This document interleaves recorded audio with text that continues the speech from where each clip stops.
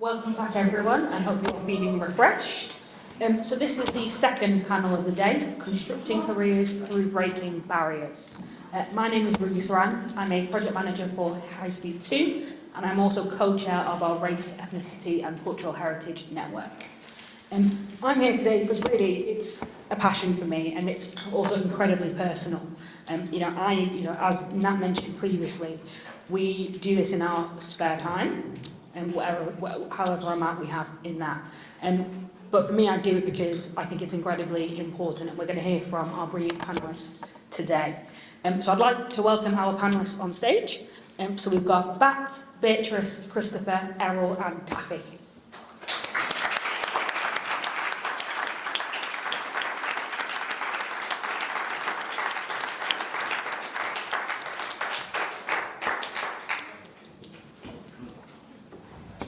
As they are coming up on stage, and today the aim of the panel today isn't just about bringing in more diverse talent within our industry. It's also about letting them develop their careers when they are here. I'm sure that all of you within your industries could name a few diverse people that you have within your teams, hopefully. But the tendency we seem to have is that they seem to come in sort of the lower paid or the lower skilled jobs. So what we're really trying to focus on today is how we can support diverse talent to develop their careers and become the leaders of the future, become part of the exec teams, become part of the boards. Because in that way, that's the only way we can make a real change. So I'm going to now get our panellists to introduce themselves. Beatrice, would you like to start? Hi everyone, I am Beatrice, a Sustainability and Carbon Advisor working for Skanska and on the HS2 project as part of SES joint venture. Thanks, Beatrice. Christopher. Hi everyone, my name is Christopher Mohammed. I'm working for P. Flannery Plant Hire. I'm currently working on the HS2 project, Area East in Houston. Yeah, my name's Errol Lodge. I'm a site supervisor and on the Tideway project at the moment, and I'm just representing Danny Sullivan. Hi everyone. Sorry, I'm not used to hearing my voice being amplified. I often have people amplify my voice for me, so it's a bit. My name is Taffy Chaduka. I thought I would say that quite correctly. I work for Ernst & Young. Recently moved on from Costain, where I enjoyed my time working within the diversity and inclusion space as well. I'm glad to be here today and to share my thoughts, and recently authored a dissertation around career progression of Black, Asian and minorities within the civil engineering sector using technology. Thank you. Right, it does work, isn't it? My name is Batsetswe Motsumi. I'm the commercial director at Costain on the A12 project. In my spare time, I am the senior vice president for Chartered Institution of Civil Engineering Surveyors. So I've come here I never had really do many of these, and Jack has been badgering me to come and speak to you. And so I've been given some lines by Costain, but I think I'll probably drop them in the bin. And I will tell you, I will tell you about what really happens behind the corporate facade. I think, but there's some pretty good stuff out there, which we'll share with you today. Brilliant. Thank you all so much. So let's get straight into the questions. The first one is for you, Bats. As a director in your organisation, why do you think it is important that the leadership team are invested in developing diverse talent? Okay, there are two parts to this. The first one, I think in the panel earlier, there was a question that came out that metrics could be potentially suspicious and potentially not workable. The first thing is a business imperative that our customers want us to take it seriously.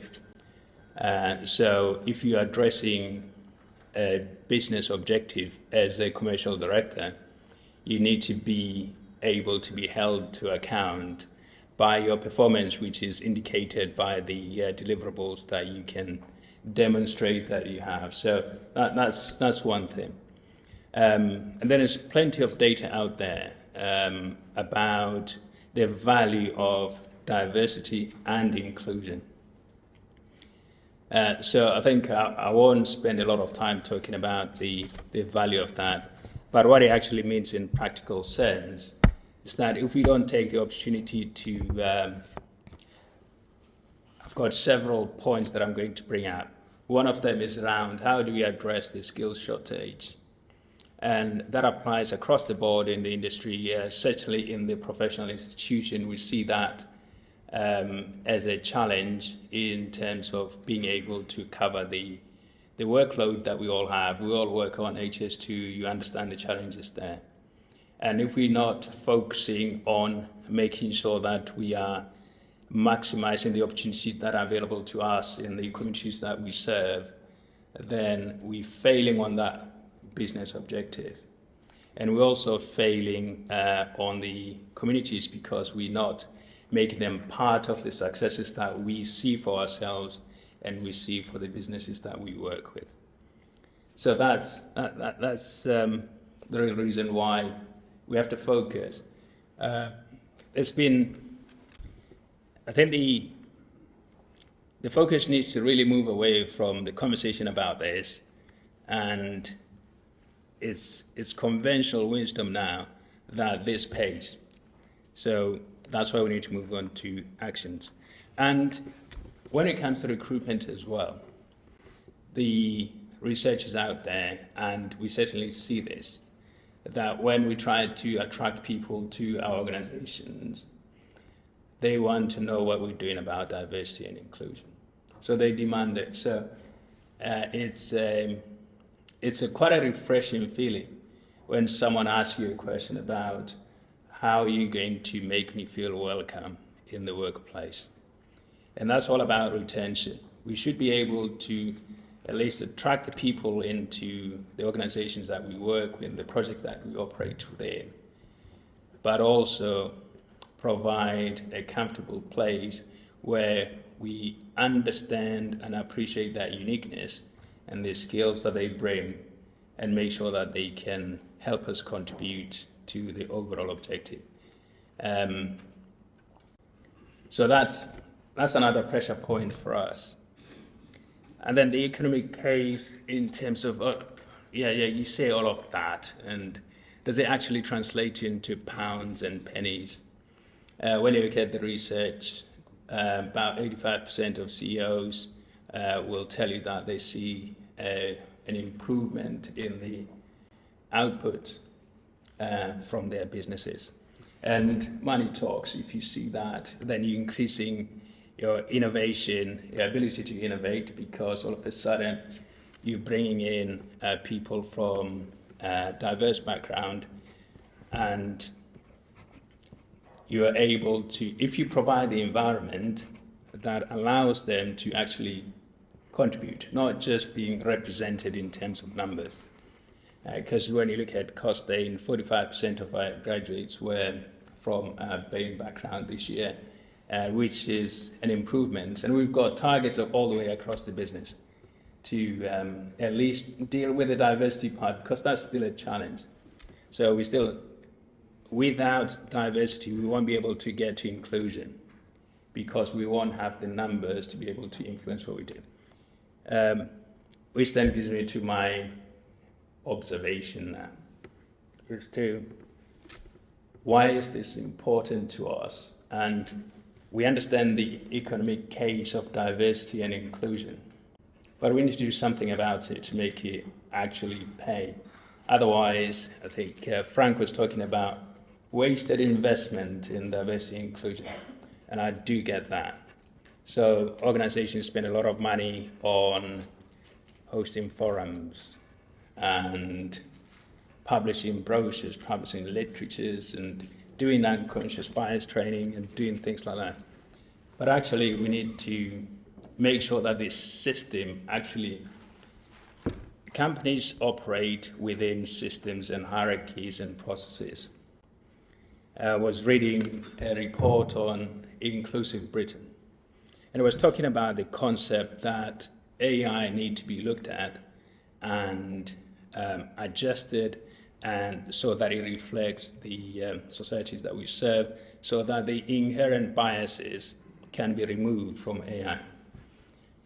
And then it made me think that we run organizations, we all design the processes and the systems, but more often than not, they're designed by the people who are in the majority, and they design them from their own perspective. So the relationship there is that in that situation where you've got inherent, sometimes this is not voluntary. Unconscious bias is not voluntary sometimes. It is just a product of the environment that someone lived in. So if you look at the gap between the executive and where mostly diversity happens in organization, it happens at the bottom. So we've got plenty of people there, and then the stats look good. But actually, where decisions and processes are crafted, there is no inclusion and there is no diversity. So that's what we're working on in Costain, to make sure that our systems and processes are actually reflecting those views. And that's how you end up making and generating value out of diversity and inclusion. And that will translate into our recruitment processes. Now, we constantly making sure that we address diversity in our recruitment process and getting feedback to see whether it actually works. I think there needs to be a shift in focus, and as senior leadership in Costain one, I think, when you look across all the commercial directorship in the business, I think I'm probably the only one. I'm the only one in Costain. And that is not because the leadership didn't care, but the focus is elsewhere. And as senior leaders, what we're trying to do now is to make sure that we provide a role model behavior that allows people at the bottom to be able to go through the layers and get to the point where they can be included in the bigger conversations. Absolutely. Sorry, Bats, I'm just going to have to stop you there because you just sparked a thought for my second question. I'm going to go rogue already. But this one was for you, Christopher. So what specific issues do you think the construction industry is facing? But also from what Bats has just said, it's not just important that we bring people in, but we retain them. So what do you think we could do to keep people here? I think bringing them in is one. Secondly, need to let them feel welcome. You know? Feeling welcome of part of the team. Talk to them, you know, they'll be able to explain their view and stuff like that. And we freely like to say, like, you know, this is what's happening, this. You know, regarding with me, the project been driving machine over 21 years now, which that time when I started out, there wasn't much diverse of different drivers. I couldn't identify myself with no one. I can see now in the construction industry, time has moved on a little bit, but still not enough. Working on the HS2 project, I've seen a large scale of diverse, which now, before, never you got female plant operators, female engineers on site, female slingers, people from all diverse background, which is very nice to see, like, you know, and not just that, the management, it comes down with management, because if the management are not on board with what's going on, it will not happen. where I am in Houston, management, they let you feel a part of a team. You can explain your views. They check, they see how you're doing, you know. We got daily briefing and stuff like that, like not just like the task is there, let's get it done and this like that. What's the view? What's the best way of getting it? As a plant operator, they will sit down in a room, brief. They'll be like, right, we got this to do, Chris. This is the plan that we have set out, like to do it. What's the best way of doing it? And I can look at them thinking, no, it's a longer process of doing it that way. It could be dangerous that way. If we can do it this way, it might be. And what they will do, they will go back to temporary works, which temporary look at it, and we agree upon it, and they sign off and say, okay, we'll do it that way. So it's very quite nice to witness that you can have your views, you know, just like get the job done and you can't say anything like, because before that's how it was, you know. And my concern is after HS2 is finished, I don't know how much of the site if that would be as though it is, because it took me a while, even when I just started on the HS2 project. It's like I wasn't used to it, to be honest. It took me a good while. It's like, whoa, these people are literally, but I realized it was coming from management. Management had that thing set like no one was above anyone. We are all one. And it make you feel at home, like you could have an open view, like something is not right, you could have a sit down, you could talk, you know, and they will listen. It's not just, you're just a number, like, so it's very good to see. And what I would love to see in the future coming is more diverse. I see that even in my company, I'm with Flannery. They have apprenticeship scheme running, which for all diverse. So female plant, you know, you got more female plant operator coming in, people from all different backgrounds, which is very nice to see, like, you know. And I think if other companies can follow in the same footsteps as that, like trying to get people in, like not just saying, oh, construction, as Mike was saying earlier on, the construction, people looking at it like, is it, you're just digging in dirt and stuff like that. But it's not just digging in dirt. It's actually good. It's a good living construction. I like it, being outdoor and stuff like that. You got the good weather, the winter, the summer. You don't need to go nowhere. You get both of everything, you know? You get both of everything, and it's quite good. Now, there's a lot more people coming into construction, and I can see that, like, as I said, female, there's a lot, I've never witnessed it within 21 years of driving machine on a site, which if we're a number of 300, there's about 100 female, and it's very good to see. And to know that female workers, they work as well. Because I witnessed female worker working, and she be doing what the male is doing. So it's not just a male-dominated industry. It's an industry for all.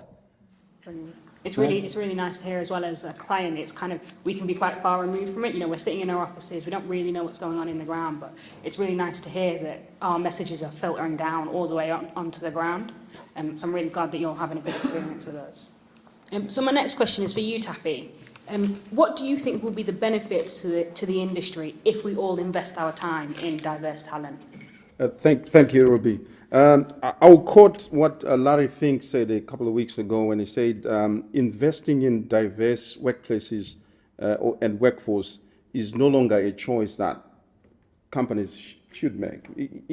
They're missing out on huge opportunities that are out there. And that ties in with what Baroness McGregor Smith concluded in a review when she said, the nation is missing out on 24 billion worth of value that can be generated, and any self-respecting organization should go for it, because there's the big business case there to go for it. And who wouldn't want a slice of 24 billion? I would want it. and when you get it, share it. Let it filter down to everybody, and to make sure that we are balancing out. And the next thing is, if companies genuinely investing in it is fine, but genuinely investing in diverse and inclusion and safe spaces for people to work in so that they can contribute, you tackle the engagement, employee engagement piece, which is the biggest risk I think most organizations are facing. You go out there, McKinsey are saying that. You go out there, Deloitte are saying that. And Boston Consulting Group are saying that. In employee engagement, like, have you heard of the term silent quitting? Yeah. People sitting there and they've quit, right? How do you engage them? You could have a diverse panel like this, but how many of us are engaged? That's the most important piece there. When you engage your employees, they bring value. It's good to have all different colors, all different genders in the room, but how many of them have the autonomy to make the decisions that would drive value into the organizations? I think that's where we need to focus and invest more money in, because you can have 10 Taffys in there, but if they're there and they're constantly scrolling their Facebook, do you have them? You don't have their cognitive presence in that room. So that's one. And innovation, I think we are facing a global challenge in terms of climate change. And I was giving this talk at the University of Cambridge a couple of weeks ago, and I said, if you want to solve diversity, if you want to solve climate change, be diverse and include people in these spaces so that you bring in different ways of thinking. And it's not just about thinking, it's also the remunerations that you're filtering down to the people so that they start to make decisions at individual level, whether to take a bike, because they now afford it, because you pay them well. So that filters down. So you can start to solve some of the global pressing problems. Like HS2, I'm sure, is trying to solve this piece of climate change through infrastructure investment, but how we do it is fundamentally underpinned by diversity as well. It all filters down from United Nations SDGs. It's there, and the evidence is there that when you have a diverse workforce, you've got a diversity of thought. If you have a diversity of thought, you have a more chance of tackling some of these complicated problems. So there is good examples, like if you go to your Google, Microsoft, some of these very diverse organizations that are doing very well. The evidence is there. So the investment is justifiable to go through that. And I think what is more interesting is how do we do it? We use our positional power, those in leadership. Pick up somebody when you go for that board meeting to say, today I'm bringing Taffy in. He's not an exec, but I just want a fresh idea from somebody who's never been in here. You bring interesting ideas and you're exposing Taffy, right? Which is a good thing. And it's good to bring people up, but go down too. If you're in leadership, go down to your workforce, right? Go and meet with them, speak to them, get the intel from them. One thing you can't do is to outsource your eyes. You have to be there if you're in leadership, I think, in my view, and give people autonomy to make these decisions, get them involved. And visible leadership is also important in terms of the investment. I'm sitting right next to my former boss, who has been a visible leader to me, and I've walked in his footsteps. And I hope to be the next director, and so that he's not alone, alone in the future. So I think organizations should invest in bringing people up so that other people have visible leadership. And you also need advocates. I have my advocate here, and I'm not afraid to say Andrew is my advocate. If I post or if I invite Andrew to something about diversity or something that I'm doing, Andrew will be like, I'm coming there. That advocacy is very important. For me, it has unlocked a lot of my potential when Andrew has come back to me and say, Taffy, that's good. What you're doing is very good. I'm encouraging those in positions of power. Recognize somebody that's out there that's doing good work. It's not all about climbing up the ladder, but it's also about that recognition that put people on steroids to actually keep on going and producing value that you need as an organization. So let's be conscious of what other people are doing and promote that. And be intentional. I know Microsoft was intentional when they were hiring very recently. They changed their interview mechanism for when they were hiring for people with autism. Instead of using the organizational template where you sit down and you ask people questions, they invited them to the campus and gave them tasks, right? Like a work-based assessment. And that produced a lot of value within that assessment. And they picked up the right talent that they needed to bring into the organization. By that, they adjusted for somebody with autism, with neurodiversity, to also come through the organization. So we need to be intentional as we do all these things. Thank you. Thank you, Taffy. Some really important points there. And I think for me, the biggest one is, once again, like we said in the previous panels, the importance of role models and allyship. I know for me personally, the biggest thing I've struggled with is, I see very, very few sort of diverse role models within the organisation, or, diverse leaders, but I don't ever feel like any of them are really trying to pull us up with them. I kind of feel like they've climbed the ladder and then just hitched it up behind them. Sure. And I think actually part of that is probably because they are exhausted too.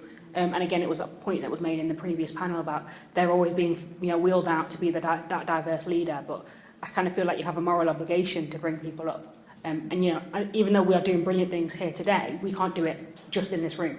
We need to have more Andrews. We need to have, more allies within our organisations bringing us up too. And it leads me on to my next question for Beatrice. Could you share any good examples that you've seen of things either in your workplace or in previous workplaces that have encouraged and supported the career development of diverse people? I'm just going to quickly just slide over. One team, one dream. So I joined the industry about 4 years ago. So I would say fairly new. I think I've coming at a time where things have already started to change, but there's still a lot to do. So one of the things that I've observed in my organization and also engaged with is the performance and development review process, and being able to be part of a process that hasn't just been a tick box exercise has been very valuable. So just being able to set development goals towards the end of the year and also just reflect on my current strengths and also just areas for development, and just discussing this with a manager who actually listens to you and will support you with developing those areas that you feel require development, and also just encouraging you to just develop your skills and to broaden your knowledge. That has been a very valuable thing for me. And I'm not expecting my manager to have all the answers, but just having someone who is able to kind of partner up with you to look into resources or look into who may be able to better help you with what you're looking to develop it's been so helpful. So that's one thing that I would say has really helped me and encouraged me in my development as well. So one of the other things as well is mentoring. So one of my goals is to join a professional body, and attain a certain membership level in that professional body. And I think one of the things that's common to a number of these bodies are that they give you access to training and webinars and workshops and just different resources that can help you develop in that area and just develop in your role. So I communicated that I was part of this professional body and I wanted to work towards a certain membership level. And the response I got back from my director was, "Would you like a mentor?" Which was really helpful to me. First of all, I wasn't aware that was even an opportunity at the organization. And just getting that response immediately like, "Hey, we want to help you achieve this." And then it wasn't even that long after that conversation that I was assigned a mentor. And it's been such a helpful process in my development. So these are the two things that immediately kind of came to mind, just having initiatives that are not simply tick box exercises to make it seem as if you're doing something, but you're not actually doing it. But I'm just grateful that my experience so far with the performance development process and just mentoring has been a positive one. One thing I want to mention is, though, that the examples I have given as far as I'm aware, has been made available to everybody. It hasn't necessarily been targeted at underrepresented groups. And I think that's the point I kind of want to make. Where there are opportunities that are relevant to a group of people because of the role you're doing or because of the team that you're in, this is something that should be communicated to everybody. It should be made available to everybody as is relevant to what you're doing. That's it at the end of the day. And if this is something that is done from the get-go, then we wouldn't then need an intervention that is targeted at underrepresented groups. Thank you. It's really interesting because, again, I think both of the things that you've mentioned there go back to other people. You can't just do everything by yourself. You need other people to support. But I guess, you know, the thing that I sort of struggle with personally is that things seem to be made available to everyone, but not everyone reacts to things in the same way. So, for example, you know, if you have sort of a leadership program where you're asking people to present, you know, some people will not be comfortable with doing that, either because English isn't their first language or they don't have the confidence. So I guess it's, yes, making things available to everyone, but really actually genuinely making it available to everyone, so making sure everyone has the right and the appropriate skills to actually gain that intervention, I think is really important. But Errol, I've got the same question to you. Yeah, there's been there's been a number of people since I've joined gone in construction. I think I joined about 7 years ago. I had a friend that was in construction. He's a tower crane driver, and he said to me, "Do you want to get into construction?" And I was like, "What? As a tower crane driver, you have to go all the way up the." and he said, "No, just give it a go." He's a Ghanaian guy. And I was like, "Are you sure?" And he said, "No, just give it a go." I put everything on the line. I went to Sheffield, paid the money, and I climbed that ladder, and I got my ticket. And I'd never done it before. And I was like, okay, I had my ticket, and I said, come back to London. And I was like, okay, yeah, I'm going to get into construction now. I did get some jobs, but it wasn't a situation of you're working straight away like that. It was just agency work. Sometimes you're working, sometimes you're not working. So I was like, oh my God, what's happening here? And what I literally did, I said, no, I need to get some money. So what I did, I went to a job fair, and Danny Sullivan was there, and there's quite other few people that was actually there as well. One lady said to me, why did you just go and just get a tower crane ticket when you've never had no experience? I said, why not? And the situation was, it's like, no, you don't do it like that. I was like, why? Why don't you do it like that? And so I said, all right, no problem, don't worry. And I went to the other table, Danny Sullivan was there, and he said, okay, have you tried going into groundworks and all that kind of stuff? Have you thought of anything else? He said, you can still use your ticket on other things, but why not try this? I tried it, and what I want to get across is, you need people to give you an opportunity and a chance. Yeah. That is the thing. You need someone to be there and give you a chance. I said, I didn't know that construction was so big. I really didn't know that. I didn't know about the back house. I didn't know about the groundworks. I didn't know about civils. I just didn't know. And just coming here today it's kind of like overwhelmed me, because it's like there's so many. The picture is so big. It is literally so big. Once you have a good person or a group of people behind you to kind of say to you, okay, you can do it. I had a good site manager, because I work on the Tideway now. I've been there about 5 years. I'm a logistics supervisor, and he pushed me. He's a Spanish guy, and he pushed me. He said, "No, you can do it, Errol." I'm like, "No, I'm not really sure. He pushed me, and he said, "No, go for your supervisor ticket. Go for your level 2, your level 3. Go and get." And he pushed me. And you need people in your life, to push you, because it's not good for you. When you see a child growing, they're growing. They're not just stay the same age. They keep on growing. So you need people to push you in your life. And what he also done, and what Danny Sullivan has done, has helped me as well, is they've actually just encouraged me to do other things. Tideway, they encouraged me to speak to like a forum like this, but to speak to youth offenders. So I spoke to youth offenders about coming into construction, and apart from getting this invite to come here today, I've been thinking a long time. I've been thinking about, you know what, how can I help?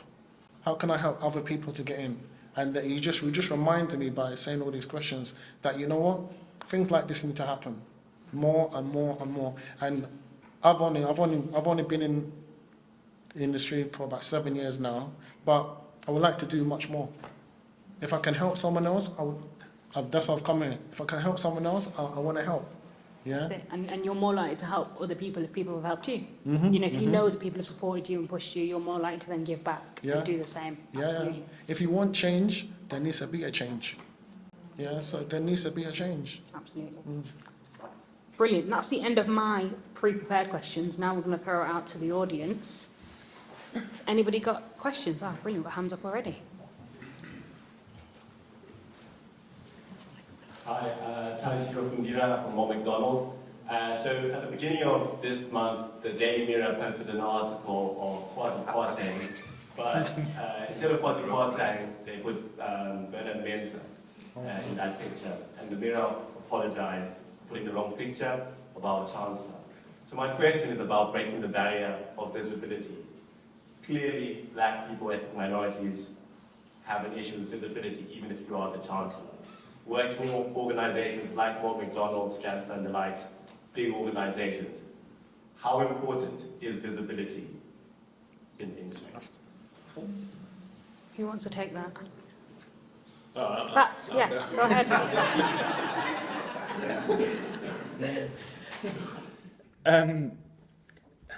I think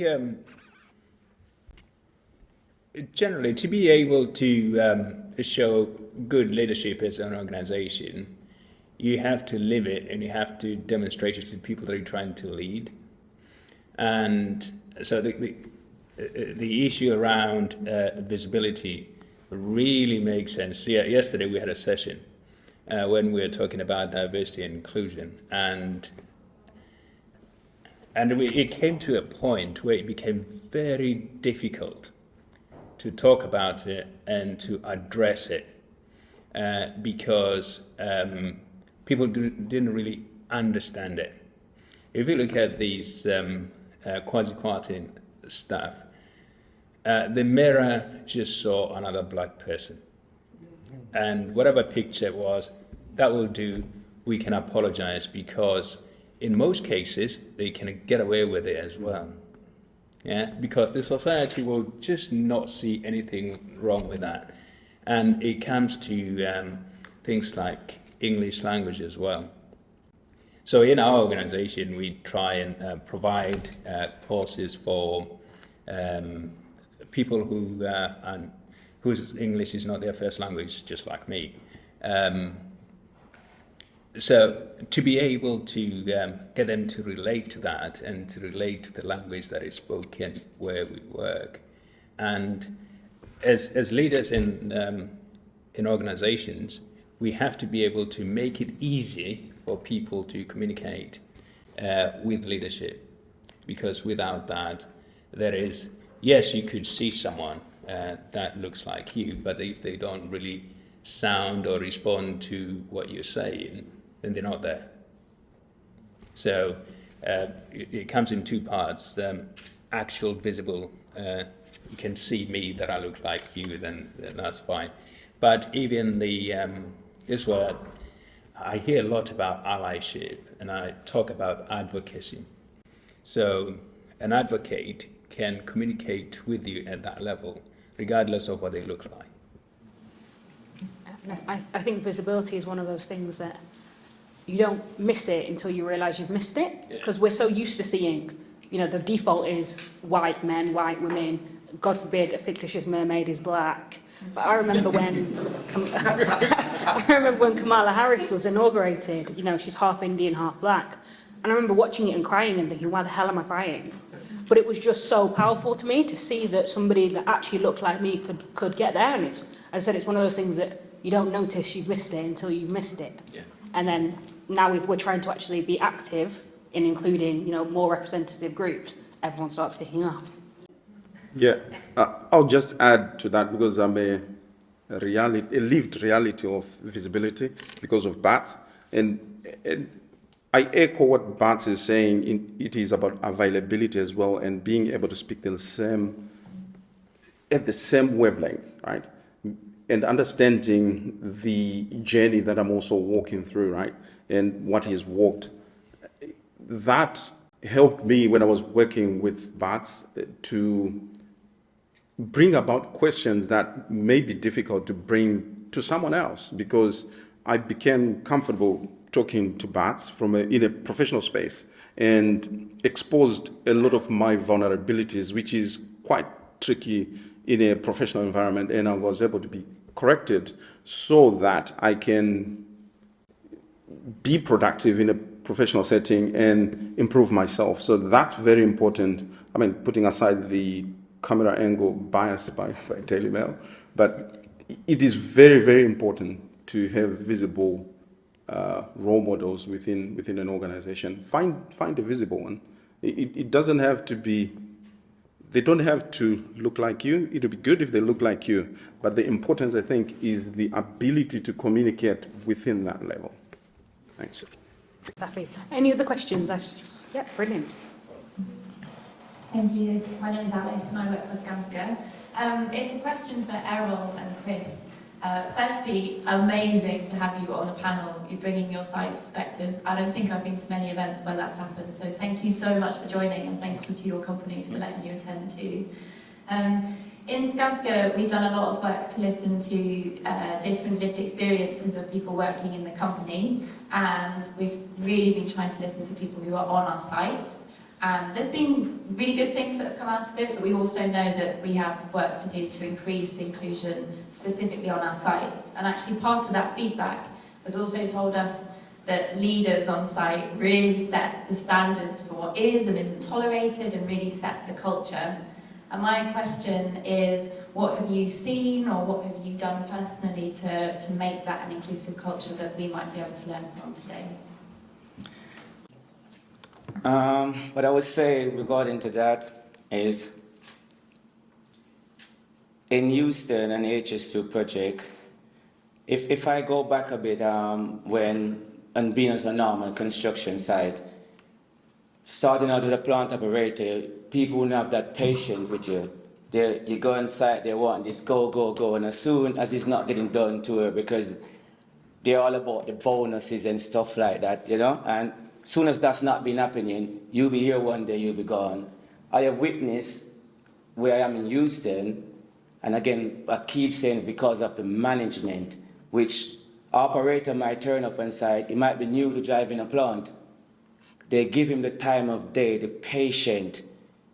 Sometimes he'll be like, oh, I'm not coming with him, and I'll be like, I'll go and speak to him as well. They'll say, Chris, can you have a word with him or something? And I'll go and talk to him and say, don't worry. They say, there's no pressure. Get used to this, get used to that. And for me to be seeing that, it's like, wow. I'm thinking, wow, is this the real world of construction? Is this what I keep saying? Because before, you never seen that. It would have been gone. I've been on site where driver turn up, 2 minutes, can I see the keys? And then show the supervisor the keys, and they say, you're finished. Thank you very much, good man. And he'll be going and those sort of things, as a young driver coming up, it can dampen, thinking, forget that, leave that. Because I remember I started out as a ground worker. And then I looked at the machine and said, I want to drive the machine. The company I used to work for there, and I said to the owner, oh, can you do the ticket for the machine? He says, no. I says, why? He said, oh, you don't need it. I was working with this other guy, which we were doing the same roles, but he was getting more paid than me. And I said, okay.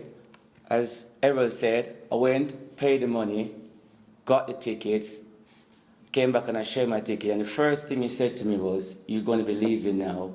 I said, no. I did leave. Went.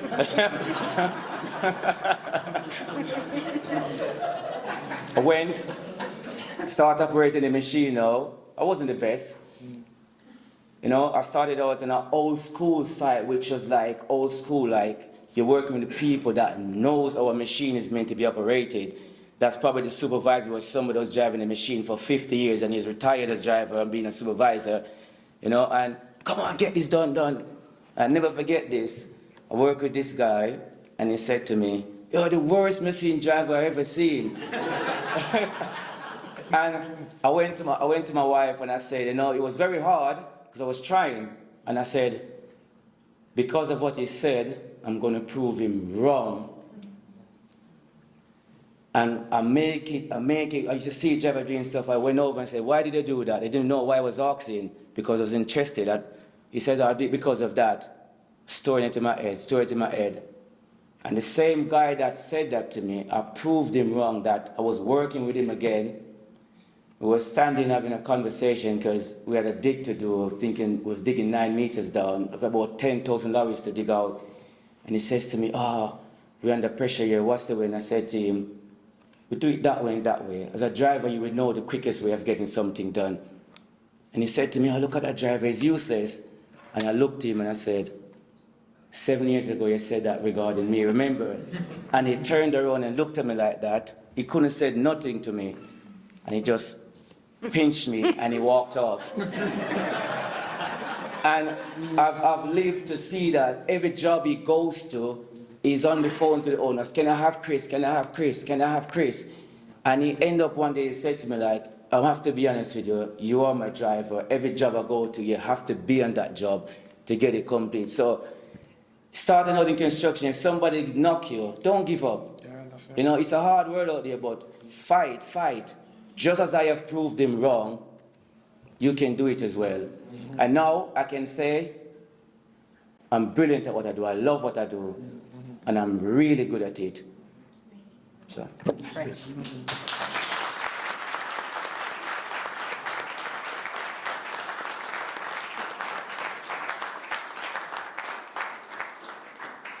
Brilliant. I think we've got time for one more question. Have you got any more?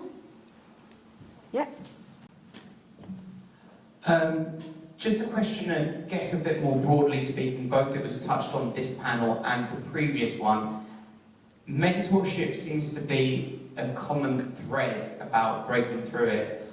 I just want to ask how, is it that a rising tide sort of lifts all boats, that we need to have people that are willing to say, I want to be mentored? Or does the change affect from people sort of from higher up in the organisations willing to reach down in the middle? Where would you think the best way to find the closest step to where our targets ought to be? Who wants to take that one? I'll do it. I think it's a simple concept that I think this is how I'm going to frame it. We have to, as leadership, as people who have the experience, have the scars from the battlefield, we have to be able to spot potential and go out there to nurture it. It's not up to, yes, we expect people to actually say that we want it, but they haven't got the power to be able to dedicate the time and dedicate the resources to be able to provide support. From the institution perspective, we sign up with businesses to sign up to approved development schemes so that they can take the responsibility to developing their own people. Because more often than not, and especially people from ethnic minorities, you get judged on your achievement. So Chris here was judged on his achievement, not where he's going to be. So his potential was not recognized. It was his actual achievement at the time that counted. So in our positions, we should be grown up enough to be able to spot potential wherever it sits, not just in the people that look like us. Sorry. Go on, Happy. I have a view on mentorship. I think it should be training and opportunities, being exposed to training and opportunities. I've had and participated in mentorship activities and frameworks that have been put together. To me, it's very difficult because you're kind of saying, you're Taffy, you're black, you need mentorship. I don't need mentorship. I need training. I need to be exposed to the opportunity like my colleague, because my colleagues get exposed to opportunities, not mentorship. It's opportunities and being allowed to learn whilst I'm on that journey and being supported. Mentorship, to me, throws a connotation that you're not competent. Therefore, come here, I'm competent, I'll tell you what to do. I struggle with that. But if you give me training and expose me to the opportunity, I think I will thrive. I'm a competent person. I want to be there too, like my colleague on my side. That's my view to that. And I vow not to participate in any mentorship. It's a really interesting point, Taffy, actually. He was trying to mentor me. Rejected it. Yeah, and I say that with clarity because if I accepted that, I'll become a mini Bats. I am my own self. I bring something to the table. So just support me and give me an opportunity to contribute what I bring to the table. Thanks. Really interesting point, Taffy. So that's the end of our second panel. Can we give our brilliant panelists a round of applause?